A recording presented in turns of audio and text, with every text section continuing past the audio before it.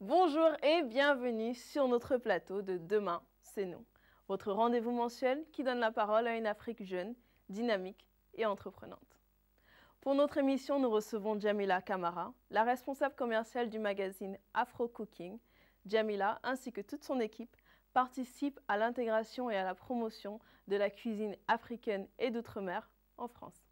Afro Cooking Mag, c'est un magazine sur les cuisines d'Afrique et d'outre-mer. Donc, d'où vous est venue l'inspiration de faire un tel magazine? C'est à partir d'un constat. On s'est aperçu que les cuisines africaines et caribéennes prenaient exactement les mêmes ingrédients. Donc, on s'est dit pourquoi pas les faire connaître à un plus large public. Parce qu'on a les mêmes ingrédients cuisinés de différentes façons, mais on a les mêmes ingrédients, les mêmes légumes, les mêmes fruits. Donc, on s'est dit autant les faire partager à un plus grand nombre. D'accord. Mais justement, quand on pense à l'Afrique, à l'outre-mer, c'est des pays très différents, des pays où il existe des saveurs justement très différentes. Et comment vous faites justement à travers une publication pour faire ressortir toutes ces saveurs qui sont totalement différentes justement? Oui, je vais donner un exemple. Par exemple, si on prend la banane, que ce soit en Afrique ou dans les Caraïbes, tout le monde va connaître la banane, donc cuisiner différemment. Mais ça permet aussi à d'autres personnes de connaître comment cuisiner la banane de différentes façons.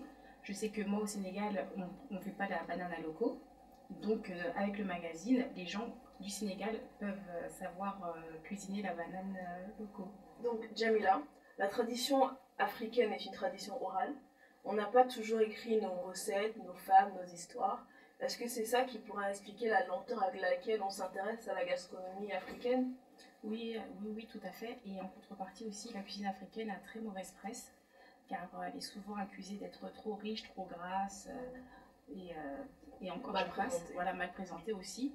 Donc justement avec le magazine, on essaye de changer la tendance et d'expliquer aux gens que c'est pas une cuisine qui est grasse, c'est pas une cuisine qui est calorique, et qu'on essaye au maximum justement de reporter toutes les bonnes recettes, donc pour qu'un plus grand nombre de personnes puissent faire les recettes au mieux. Pour y accéder, d'accord. En tout cas, une chose est sûre, la cuisine africaine, c'est une cuisine qui est longue à faire. Et aujourd'hui, les personnes qui vivent en milieu urbain, ils n'ont pas vraiment beaucoup de temps à se mettre en cuisine pour faire des recettes très longues. Donc du coup, comment est-ce que vous adaptez les recettes que vous proposez dans votre magazine à la vie urbaine? Alors dans le magazine, il y a toutes sortes de recettes. Il y a des recettes, bien sûr, si maintenant une personne se lance dans un cheboujem, c'est sûr que c'est quelque chose qui est super long, mais il y a des recettes qui sont beaucoup plus simples à faire, telles que les pastels, ou il y a aussi des jus. Mais on a préparé, on a proposé un large choix de recettes, des plus simples, des plus compliquées, avec un temps de réalisation qui varie selon les personnes. C'est sûr qu'un cheboujem fait en pleine semaine est plus compliqué, parce que ça demande énormément de temps, au moins 5 heures de préparation. Donc c'est sûr que c'est un peu compliqué en semaine de faire cette préparation. D'accord. Donc là, dans mes mains, j'ai votre magazine papier, mais vous avez également un site internet. Oui, tout à fait. Justement, là, on est à l'heure du numérique. Ce qui est à la mode sont les applications, les sites internet, tout le monde est un peu là-dessus. Et pourquoi avoir fait un magazine papier alors que tout aurait pu se concentrer sur internet? Oui, c'est un choix parce qu'on a voulu retourner sur des valeurs papier. Comme ça, on peut garder le magazine, on peut le prêter. Je trouve que avec l'équipe, on a trouvé que c'était plus efficace de le présenter dans un premier temps en papier. Après, peut-être qu'on va se développer sur Internet, mais pour le moment, c'était préférable de le faire en papier. D'accord. Alors, Jamila, en parlant de votre équipe, vous essayez les recettes vous avez essayé toutes les recettes qui sont dans le magazine? Oui, toutes les recettes sont essayées d'ailleurs par Anissa. Alors elles sont essayées et après elles sont ajustées. Mais toutes les recettes, ça c'est très important de le stipuler, toutes les recettes sont essayées et goûtées. D'accord, Anissa c'est qui dans votre équipe? C'est notre rédactrice en chef.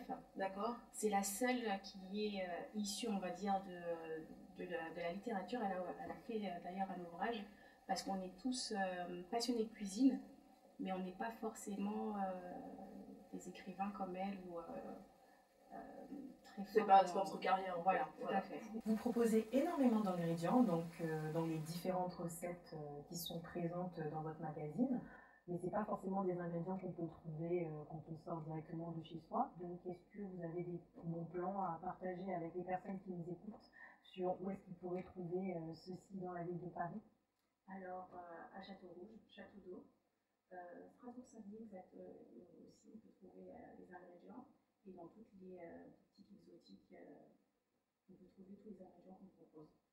Est-ce que vous avez une sorte d'informations dans le magazine par rapport à ces adresses-là et tout, un Apple Spot, tout à fait. Un temps d'agenda? Voilà, toutes les recettes, il y a un petit aparté sur toutes les recettes avec les endroits où on peut trouver les ingrédients et les condiments. D'accord.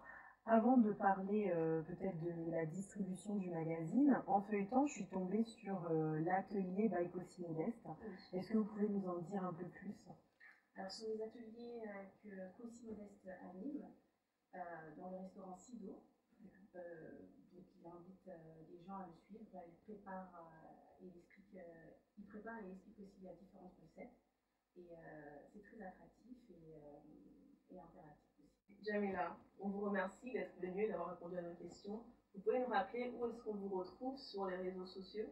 Alors sur Instagram, Facebook, Twitter, au nom d'Afro Cooking tout simplement. D'accord.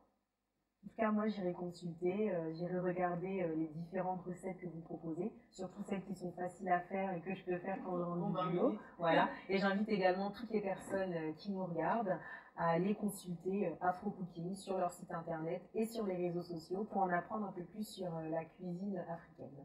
Donc, merci encore, Jamila, d'avoir accepté notre invitation. Merci pour l'invitation. Merci également à toutes les personnes qui ont permis la production de cette émission, notamment la marque Mansaya qui nous a habillés avec ces très jolies tenues, le studio La Métisse dans lequel on a tourné notre émission, et également toutes les autres personnes qui nous soutiennent. Et on se dit au mois prochain. Au mois prochain. Voilà. Merci. Merci à vous. Nous espérons que vous avez passé un agréable moment en notre compagnie.